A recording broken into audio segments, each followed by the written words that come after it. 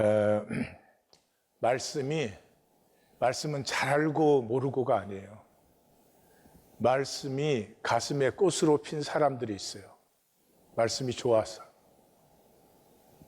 그 말씀을 붙들지 않을 수가 없어서. 그게 말씀을 만나는 사람들이죠.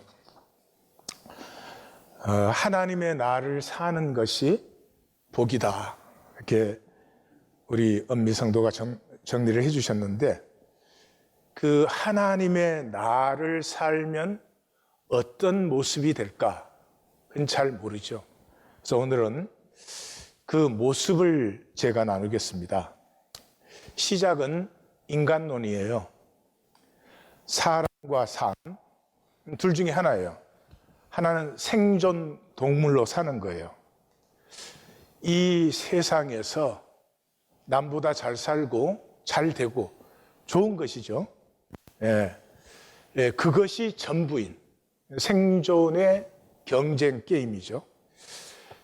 그것은 전부 거짓으로 되어 있어요. 왜? 약점은 감춰야 되니까.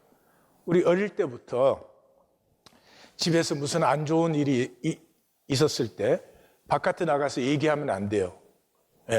그렇게 우리는 훈련되어 있고 그렇게 살아왔어요. 성경은 이것을 겉사람으로 산다 그렇게 말을 해요.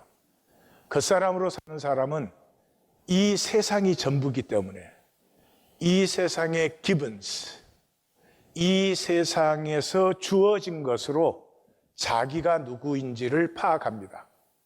다시 말해서 얼마나 가졌는지, 얼마나 성공했는지, 얼마나 잘났는지 뭐 등등입니다. 그래서 주어진 것이 나를 규정하기 때문에 이 사람은 노예 상태에 있는 사람이에요. 스스로의 것이 없어요. 주어진 것에 의해서 내가 누구냐를 아는 것이죠. 이사야 35장 들어가면 노예보다도 더 비참한 상태를 만나시게 됩니다. 아니면 이제 하나님의 형상, 오늘 시편 139편처럼 하나님의 사랑과 섭리로 나는 계획되어졌고 창조되어졌고 보내심을 받았고, 이 사람은 그 하나님의 섭리와 사랑을 육체로 이 세상에서 살 수 없어요. 그런 사람은 없어요. 그래서 이 사람에게 있는 것은 중심의 진실이에요. 중심의 진실이에요. 그걸 배반하지 못하는 거예요. 이 생존의 동물은 항상 이익을 챙겨야 되고 항상 나를 지켜야 되고 희생을 할 수가 없어요. 희생하면 손해보거나 죽는 거니까. 그런데 그러한 순간에조차도 내 안에 있는 이 하나님 형상을 차마 배반할 수가 없어서 손해를 보기도 하고 희생을 하기도 하고 그런 삶이 나타나요.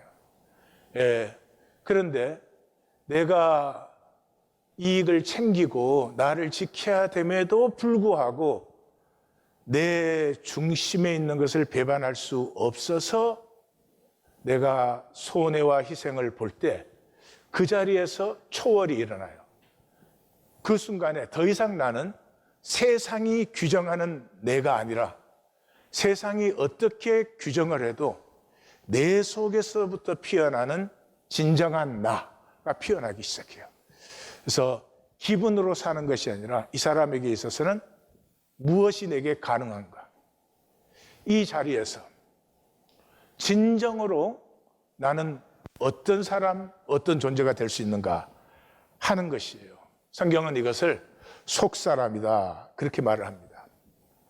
자, 이것을 이제 제가 설명을 해야 소용은 없는 것이고 어떤 삶인지 좀 느껴보기를 원해서 어니스트 헤밍웨이의 노인과 바다를 나눕니다.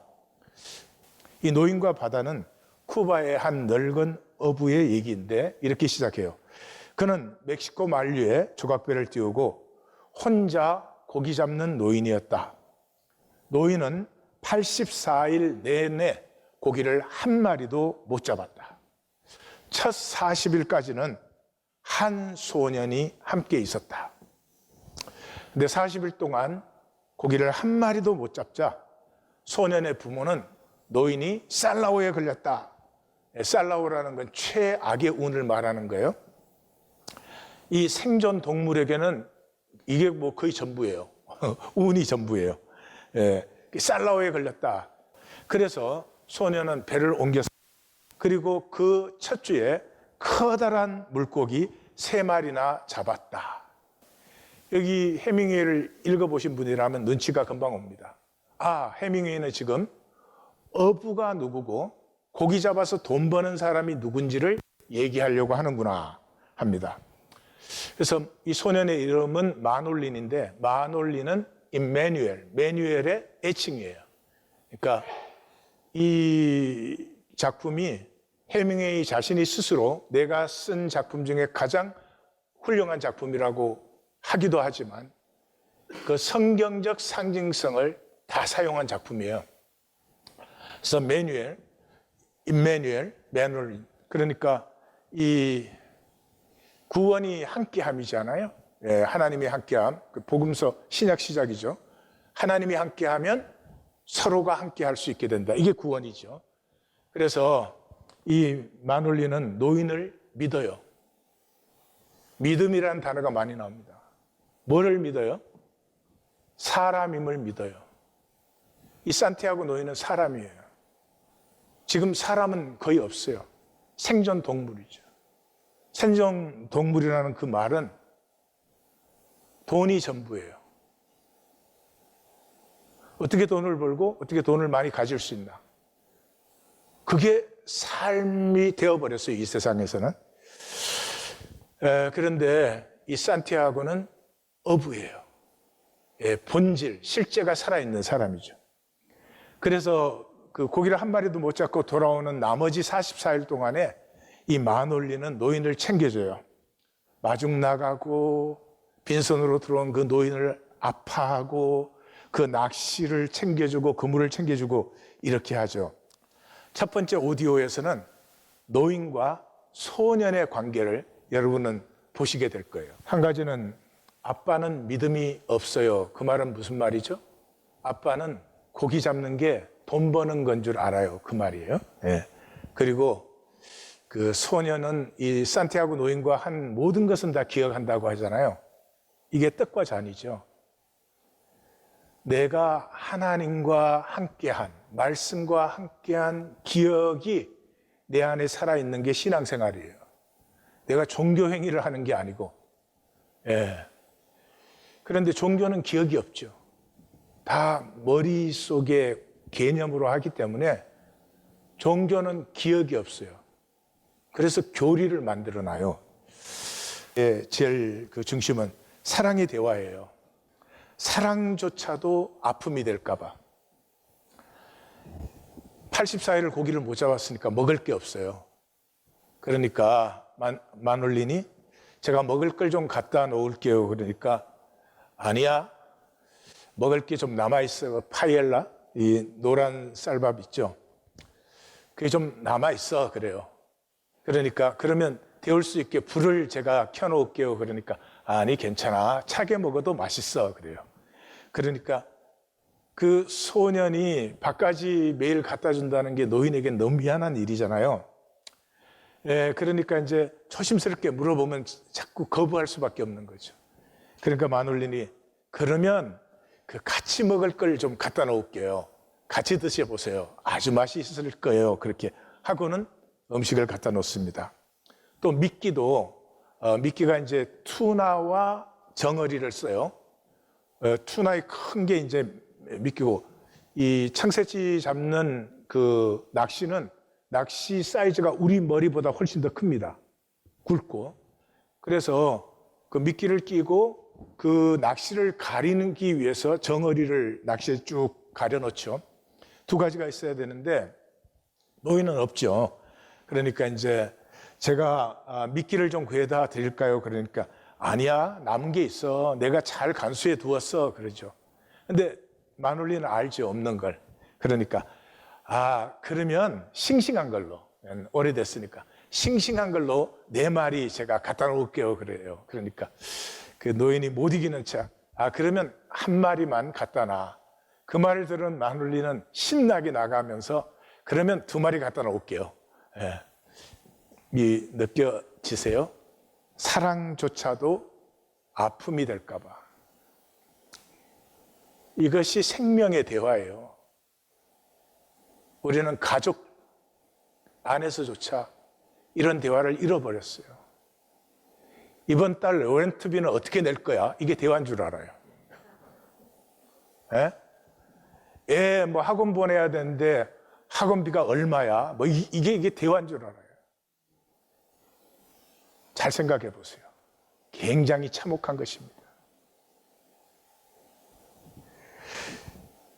만약에 그 학원비 걱정을 내가 생명으로 대화한다면, 우리 부부 사이에 그것이 생명의 대화로 일어난다면 어떤 대화가 될까? 한번 생각은 해보세요. 그래서 내일은 어디로 나가세요? 그러니까 걸프 스트림으로 나간다 그래요. 이것은 이제 쿠바와 플로리다 사이에 폭 100km, 그러니까 대양에서는 굉장히 좁은 지역이죠. 깊이가 1.5km니까 이게 또 대양에서는 얕은 지역이에요. 그러니까 여기를 지나가는 물결은 굉장히 빠르고 급류가 되죠. 우리나라의 명량 같은 그런 곳이죠. 특별히 이게 이제 태풍이 시작되는 9월이 되면은 물결이 어마어마해집니다. 그때 청새치가 여기를 지나가요. 그때 수심 200m, 거기서 220m, 뭐 180m 이 사이에 이 낚시를 들여오고 고기를 잡는 것이에요. 이 3일 동안 물고기의 세계와 이 노인의 영혼이 완전히 교통합니다. 그 물려다가 이렇게 피하는 걸 보고 전에 낚시에 걸린 적이 있어서 그럴 거야 뭐 이러죠. 그리고 그 낚싯줄 두께가 연필 두께입니다. 연필 두께인데 이게 튕길 때는 손이 잘라질 수도 있어요. 그러는데 그 낚싯줄을 발로 밟고 엄지와 검지로 줄을 딱 잡고 물고기의 모든 움직임과 느낌을 다 느끼는 거예요. 방향을 어떻게 하는지, 들어가는지, 올라오는지, 힘을 주고 있는지, 빼고 있는지 이런 것. 그것을 전부를 느끼는 것이죠. 엄청난 고난의 시간이에요. 왜냐하면 물고기 잡기는 당일이거든요. 근데 이 큰 놈하고 씨름하느라고 3일간을 하니까 음식을 갖고 나오지 않았잖아요. 물도 한 병밖에 없었어요. 무엇보다 잠을 못 자잖아요. 잠들면 보트가 뭐 박살이 나든지 자기가 죽든지 그렇게 되겠죠. 뭐 앨리스도 고기를 놓치든지. 그러니까 3일간을 계속 물고기와 이게 교통이 되는 거예요. 이 노인이니까 체력이 약해져서 나중에는 이제 혼미하게 됩니다. 그리고 이 손이 그 줄에 부상을 입어가지고 손이 잘라지고 뼈가 허옇게 드러난 것이 이게 짓물러 있어요. 그런데도 씨름을 합니다. 그런 가운데서 이 산티아고 노인을 지켜주는 것은 나는 어부야. 어부는 고기를 잡을 수 있어야 돼. 돈 벌기 위한 사람은 아마 포기하고 돌아갔을 거예요. 자기 자신이 위험하니까. 어부는 아니에요. 마지막까지 고기와 승부를 보는 사람이에요.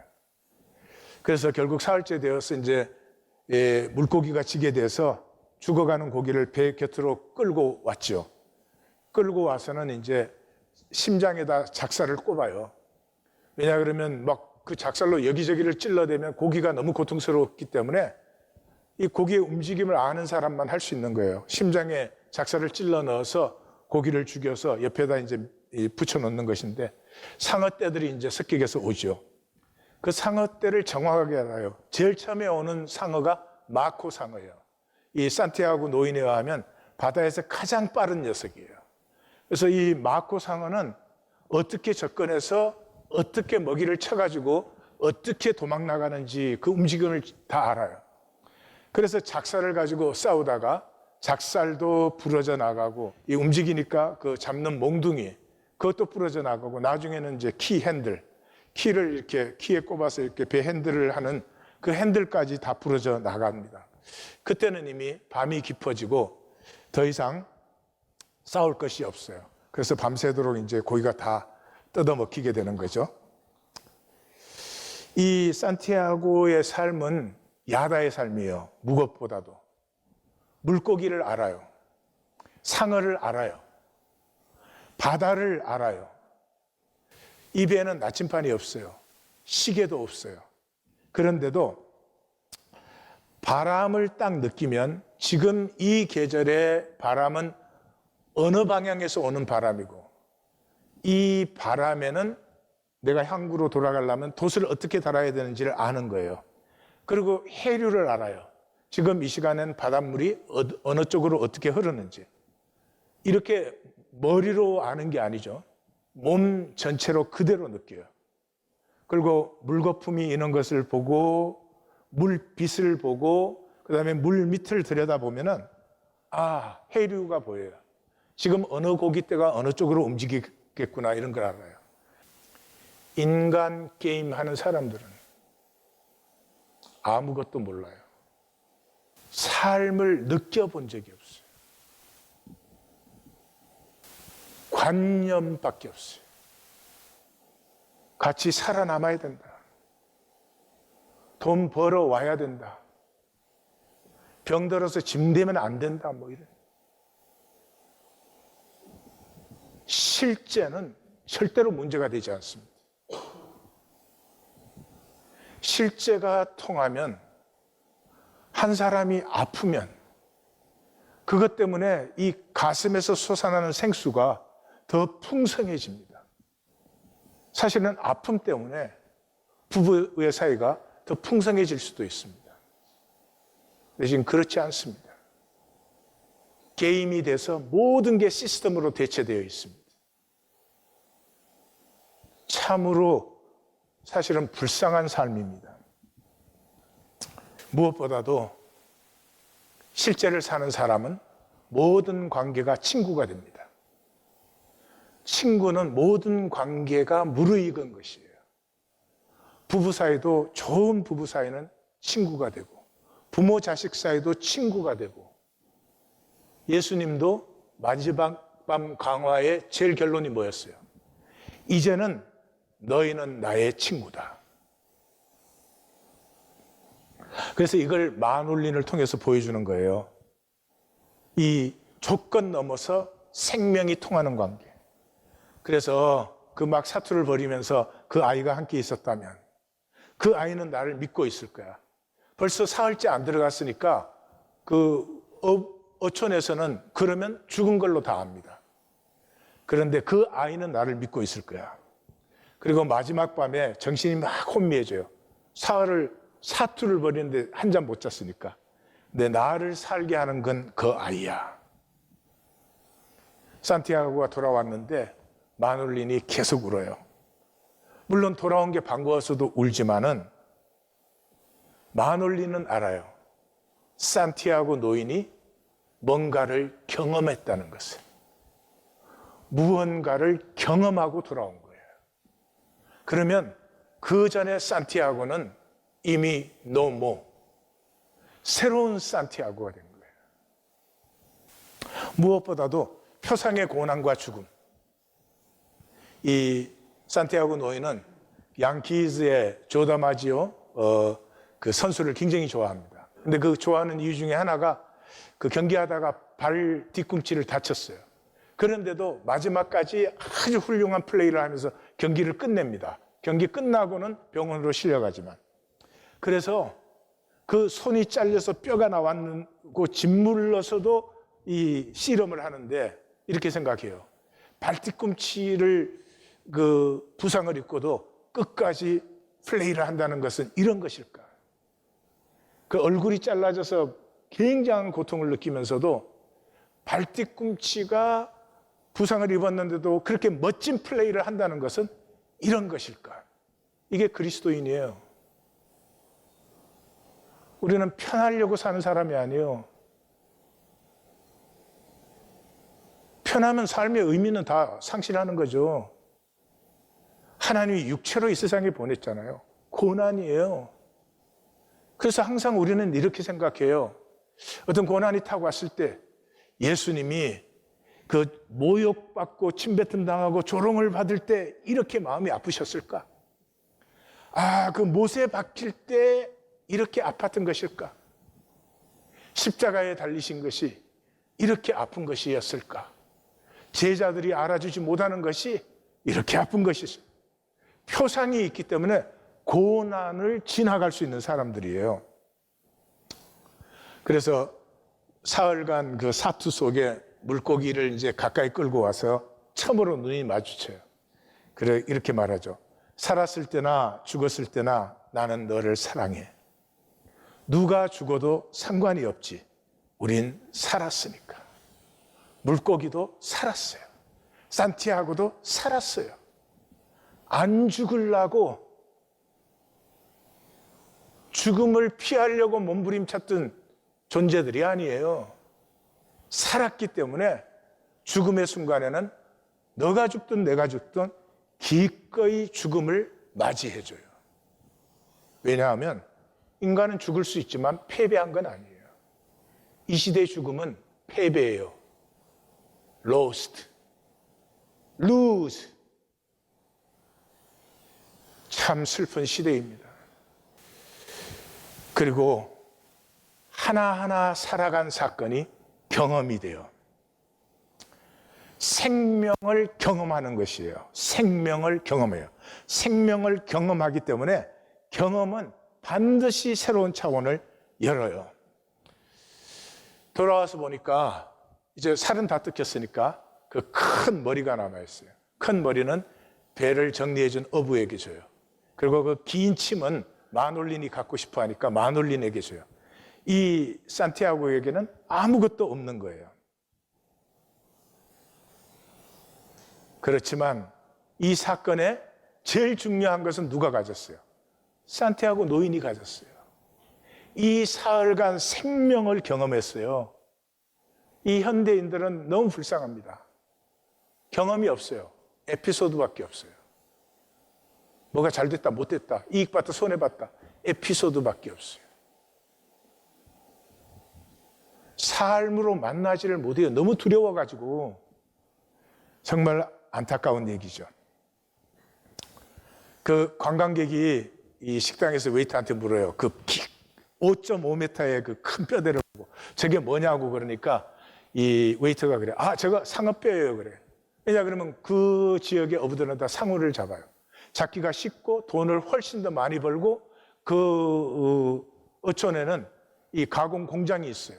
그래서 거기에서 상어 지느러미 뭐 스쿠알렌 이런 거 만들어내니까 상어는 뭐 잡기도 쉽고 돈을 쉽게 법니다. 지금 본질적으로 어부란 돈을 버는 게 아니에요.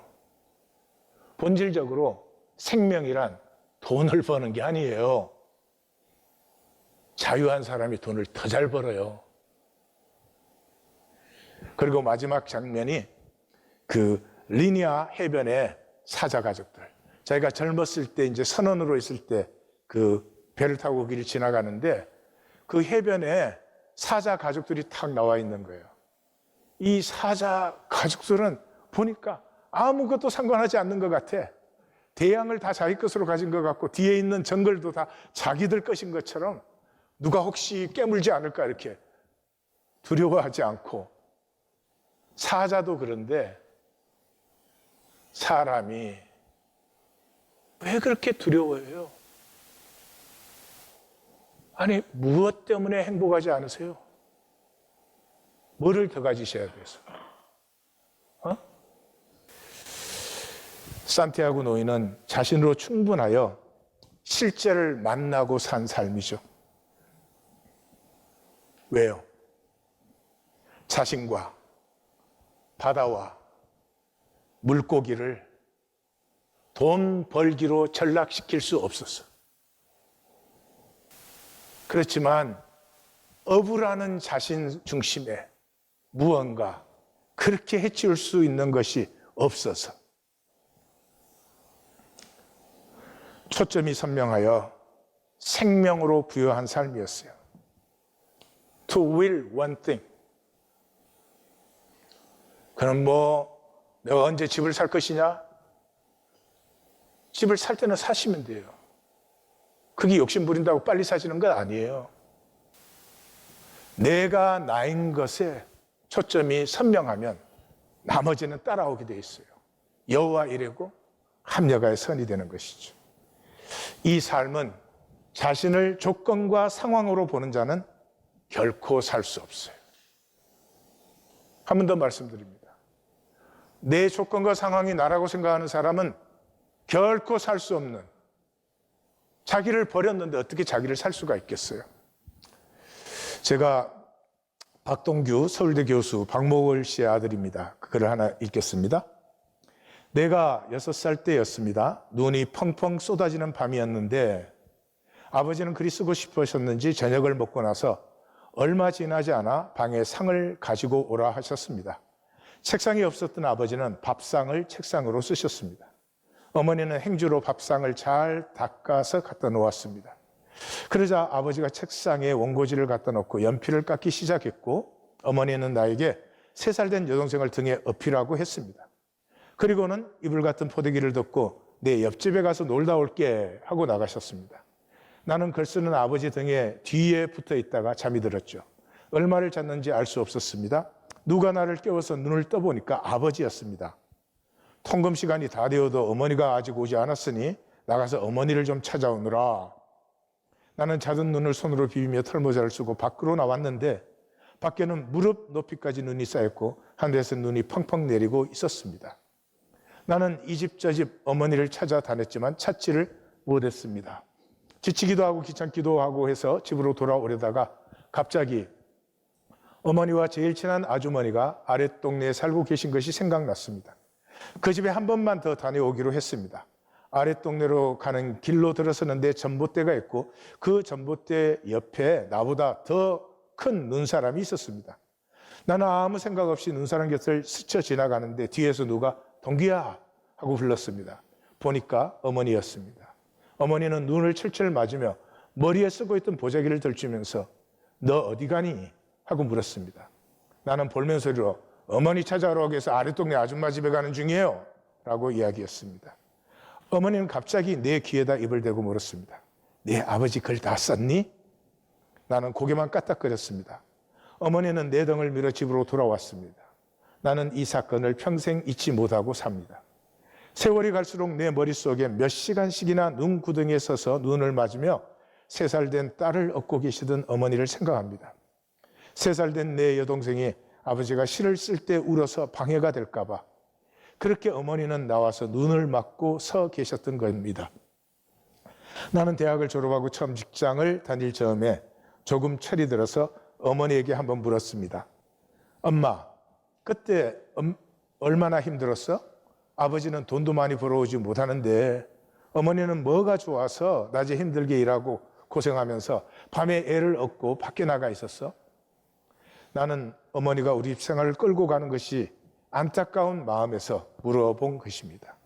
그런데 어머니는 웃으면서 그래도 네 아버지는 밤에 그렇게 시를 다 쓰고 나면 발표하기 전에 제일 먼저 나보고 읽어보라고 해 하고 웃으셨습니다. 부럽지 않습니까? 생명은 이렇게 사는 것입니다.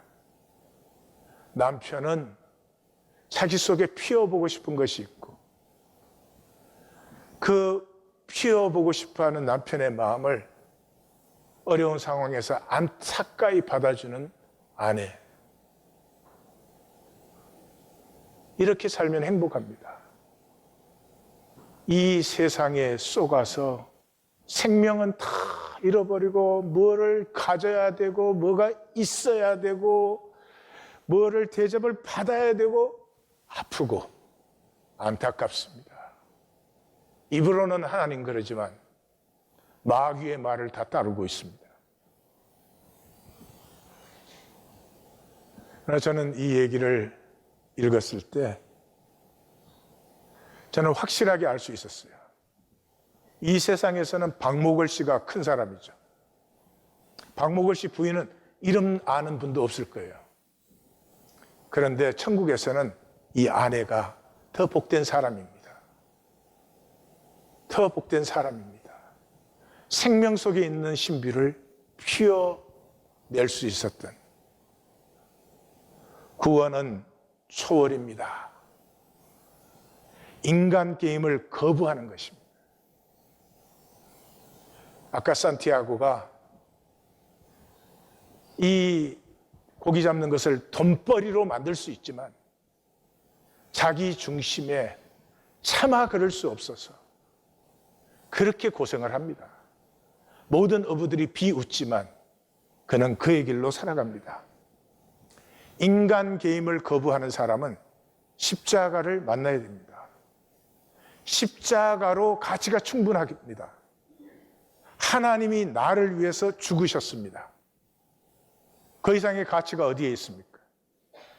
그 사람은 절대로 너의 가치를 만들어서 증명해봐 하는 세상의 얘기를 들을 수 없습니다.